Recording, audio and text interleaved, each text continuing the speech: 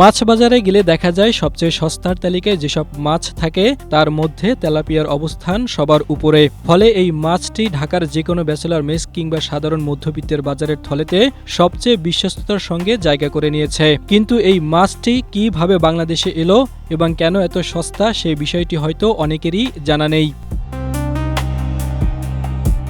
প্রতিদিনের পাতে থাকা এই সাধারণ চ্যাপ্টা মাছটির সঙ্গে জড়িয়ে আছে নীল নদের রাজকীয় আভিজাত্য, দ্বিতীয় বিশ্বযুদ্ধ পরবর্তী বৈশ্বিক খাদ্য সংকট এবং আধুনিক জেনেটিক্সের রোমাঞ্চকর গল্প, যা গরম তেলে মাছ ভাজার ধোঁয়ায় অনেকটাই ঢাকা পড়েছে। স্ট্রবেরি সুপার ডটেড ও ক্লাসিক ভ্যারিয়েন্টে সেনসেশন জাগুক শিহরণ।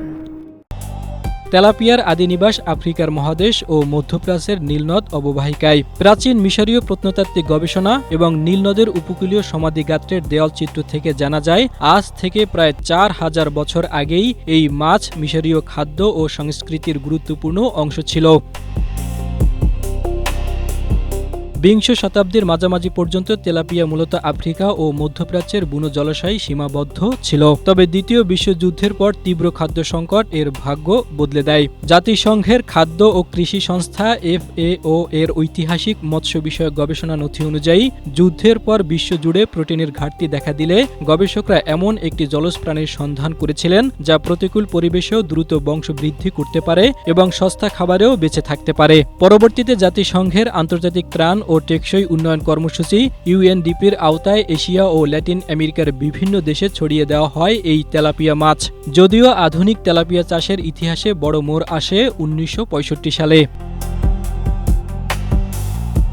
থাইল্যান্ডের মৎস্য বিভাগ ও সেদেশের রাজকীয় নথি অনুযায়ী 1965 সালের মার্চে জাপানের তৎকালীন যুবরাজ ও পরবর্তী সম্রাট আকিহিতো থাইল্যান্ড সফর করেন। খ্যাতিমান মৎস্যবিজ্ঞানী ও সম্রাট আকিহিতো থাইল্যান্ডের রাজা নবম ভূমিবল অতুল্য তেজকে 50টি নীল নদের তেলাপিয়া উপহার দেন। রাজা ভূমিবল ব্যাংককের রাজপ্রাসাদের পুকুরে মাছগুলোর নিবিড় প্রজনন করান। দ্রুত বৃদ্ধি ও পুষ্টিগুণে মুগ্ধ হয়ে তিনি মাছটির নাম দেন প্লানিল, যার অর্থ থাই ভাষায় নীল নদের মাছ। পরে থাই রাজপ্রাসাদ থেকে এই মাছের পোনা সারা দেশের গ্রামীণ কৃষকদের মধ্যে বিনামূল্যে বিতরণ করা হয়। থাইল্যান্ডের সেই রাজকীয় পুকুর থেকেই মূলত এশিয়া জুড়ে আধুনিক নাইল তেলাপিয়া চাষের বিস্তার শুরু হয়। বাংলাদেশে তেলাপিয়ার আগমনও খুব একটা মসৃণ ছিল না। বাংলাদেশ মৎস্য গবেষণা ইনস্টিটিউট ও সরকারি মৎস্য অধিদপ্তরের নথি অনুযায়ী 1954 সালে জাতিসংঘের সহায়তায় থাইল্যান্ড থেকে তৎকালীন পূর্ব পাকিস্তানে প্রথম আনা হয় মোজাম্বিক তেলাপিয়া। কিন্তু এই মাছ বাঙালি ভোজন রসিকদের মন জয় করতে পারেনি। পরবর্তীতে বাংলাদেশে তেলাপিয়া চাষে বড় বিপ্লব আসে 90-এর দশকে।